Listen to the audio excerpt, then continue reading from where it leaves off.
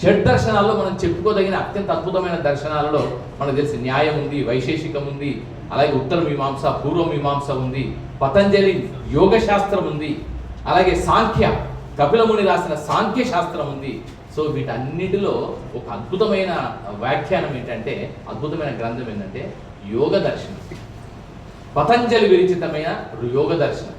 ఆ యోగ దర్శనాన్ని ఇప్పటికి మనం ఒక్కొక్క రకంగా చెప్తున్నారు అందరు కూడా. మన యోగానే మనకు గుర్తొచ్చేది ఏంటంటే ఈ ఆసనాలు వేయడం అనేది ప్రధానంగా గుర్తొస్తుంది. అంటే ఫిజికల్ యాక్టివిటీ ద్వారా నీలోని నిన్ను, మనలోని ఆత్మని సందర్శించుకోవడం, మనలోని ఆత్మని మనం కంట్రోల్లో పెట్టుకోవడం, రెగ్యులేట్ చేయడం, అంటే నియంత్రించుకోవడం, రెగ్యులేట్ చేయడం, వాటికి భవిష్యత్ దర్శనం, వీక్షణం చేయడం అనేది కాన్సెప్ట్.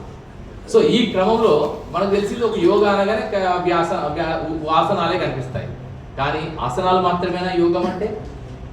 యోగం అంటే ఆసనాలు మాత్రమే కాదు, అదొక చిన్న part. It's a small part of the entire ocean.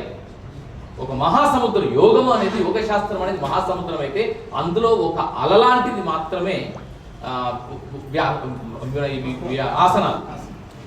అలాంటి ఒక మహా అంబుదిని, మహాసముద్రాన్ని, దాని ఆ దర్శనాన్ని, ఆ దార్శనికతని మనకి సైతం ఇప్పుడంతగా ఎంతో వివిధ భాషల్లో, సంస్కృత భాషలో ఎంతెంతో ఉన్నప్పటికీ దాన్ని అరటిపండు ఒలిచి పెట్టినట్టుగా వ్యాఖ్యానం చేస్తూ దాని యొక్క సమకాలీన అర్థాలను ఇస్తూ దాన్ని ఈ పుస్తకం ద్వారా, సంపూర్ణ యోగ దర్శనం అనే ఒక పుస్తకం ద్వారా ఈరోజు మనకు అత్యంత అద్భుతంగా రాశారు మసన చిన్నప్ప గారు. మసన చిన్నప్ప గారు తెలుగు భాషా పండితుడు, తెలుగు భాష అధ్యాపకుడుగా, ఉపన్యాసకుడుగా విస్తృతమైన అనుభవం గడించడం ఇది ఒక వైపు అయితే, సంస్కృత భాషా పండితుడిగా, ఉభయ భాషా ప్రవీణుడిగా, అలాగే ఆర్ష ధర్మాన్ని, సనాతన ధర్మాన్ని, భారతీయ తాత్విక చింతనని, భారతీయ దార్శనిక దృక్పథాన్ని ఔపోసన పట్టిన మనిషి, వేదాంగాలను పఠించిన మనిషి.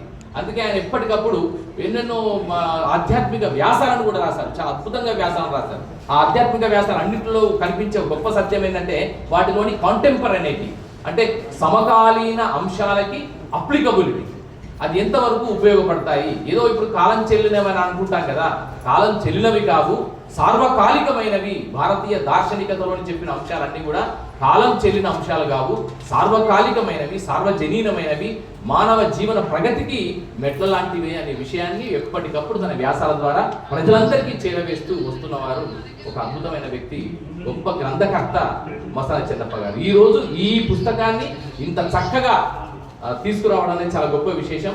వారి జన్మదిన సందర్భంగా ఆయన నీ జన్మకు సార్థకత, అందరూ ప్రతి ఒక్కరు కారణ జన్ముడు. నేను ఒక కాన్సెప్ట్ నమ్ముతాను బాగా, ఏంటంటే ఎవ్రీ వన్ ఈజ్ కారణ జన్ముడు. ఒక కృష్ణుడు మాత్రమే కారణ జన్ముడు కాదు. ఈ ప్రపంచంలోకి వచ్చిన ప్రతి జీవికి దానికి ఒక సార్థకత ఉంది, ఒక కారణం ఉంది, కార్యకారణ సంబంధితమైన జీవన విధానం ఉంది. ఆ జీవన విధానంలో కారణ జన్మను ఎవరికి వారు వెతుక్కోవాలి. ఆ వెతుక్కున్న క్రమంలో సఫలీకృతమైన అతి తక్కువ మందిలో, అంటే చాలా మందికి తెలియదు. అందరూ ఏమనుకుంటారంటే పుట్టాము, ఇంత పెరిగాము, ఇంత చదువుకున్నాము, ఇంత ఉద్యోగం చేసాము, పెళ్లి చేసుకున్నాము, పిల్లల్ని కన్నాము, మళ్ళీ వాళ్ళని చదివించాము, వాళ్ళు అమెరికాకి వెళ్ళిపోయారు, లేదా ఎక్కడో వెళ్ళిపోయారు, వాళ్ళు ఉద్యోగాలు చేస్తున్నారు, వాళ్ళ బిడ్డలు పుట్టారు, వాళ్ళ మనవల్ని ఇంట్లో పెట్టుకొని ఇప్పుడు ఉచ్చి కక్క అనుకుంటూ చదువుతున్నాం. ఇది చక్రము, జీవన చక్రము, సంసార చక్రం. ఈ సంసార చక్రము బాధ్యతలు నిర్వర్తించడమే జీవితం అనుకునే వాళ్ళు 90%. కానీ తమ జన్మ సార్థకతని వెతుక్కునేవారు, అన్వేషించేవారు, కనుక్కునేవారు, ఆ గమ్యాన్ని తెలుసుకునేవారు మాత్రం అతి తక్కువ మంది, కేవలం 10% మంది. ఆ 10% మంది దీపదారులు వాళ్ళు, ఈ సమాజానికి వెలుగుదారులు చూపించే వాళ్ళు. అలాంటి అతి తక్కువ 10% జనాభాలో మసన చిన్నప్ప గారు కూడా ఉంటారు. ఇలా ఈరోజు వారి జన్మదినం ఇంత చక్కగా ఇంతమంది ఆత్మీయుల మధ్య సార్థకవంతంగా సాక్షాత్కరించడం, సాక్షరంగా మన కళ్ళ ముందు జరగడం, సాక్షరంగా అంటే అక్షర సహితంగా జరగడం అనేది సంతోషంగా భావిస్తూ వారికి మరొకసారి మనందరి కర్తాల వాళ్ళ మధ్య అయ్యా మీకు సప్తతి శుభాకాంక్షలు, మసన చిన్నప్ప గారికి సప్తతి శుభాకాంక్షలు. అలాగే ఈ కార్యక్రమానికి ఇచ్చేసారి చాలా మంది ఆత్మీయ అతిథులు. అండ్ దీనికి సభాధ్యక్షత వహిస్తున్న బైస దేవదాసు గారు, నేటి నిజం అనే పత్రికని స్థాపించి, చిన్న పత్రిక అయినప్పటికీ పెద్ద మనసు ఎలా ఉంటుందో నిరంతరం నిరూపిస్తున్నటువంటి గొప్ప అక్షర యోధుడు.